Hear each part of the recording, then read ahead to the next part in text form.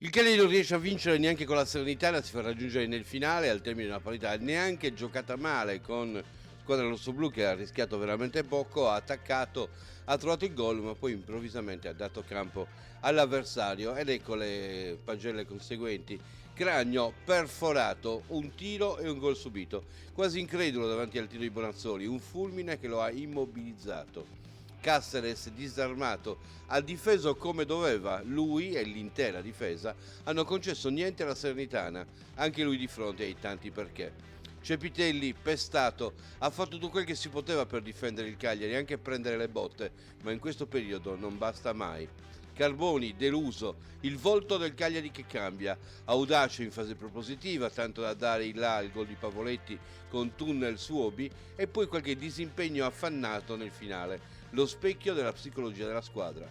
Bellanova, volenteroso, in attacco è bello vederlo puntare l'uomo e cercare sempre l'area di rigore, più attaccante che difensore, ma attaccante di valore.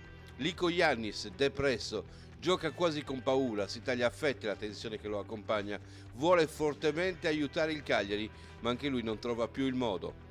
Nandez, pisolino, un colpo di sonno dopo aver fatto chilometri e chilometri, un colpo di sonno che è costata la vittoria, ci vuole poco per andare fuori strada. Grassi, penalizzato, ammonito nel primo tempo, paga il giallo con la sostituzione in avvio di ripresa. Strootman, Mister X, si intravede una lenta crescita, finché non fa fatica gioca con classe, nel finale anche lui indietreggia dando campo agli avversari. Marin, smanioso, il desiderio di inventare lo porta talvolta a strafare o a forzare il colpo, certo è che di lui a centrocampo non si può fare a meno. D'Albert, recuperato, ha spinto e crossato trovando possibilità costanti di scambio, solite difficoltà in fase difensiva, ha bisogno sempre di una guardia a spalle che lo protegga. Pavoletti, svettante, è la montagna che piazzi dentro l'area per avere lo spazio per vedere la porta. Con lui il Cagliari ha immediatamente trovato forza e profondità. Il gol, un regalo andato parzialmente di traverso.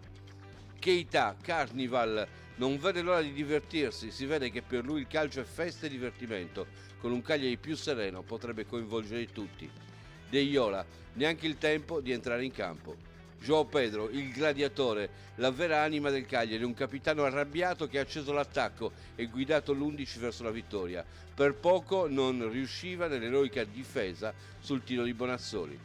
Mazzarri, lo stregone. Perché il Cagliari ha paura?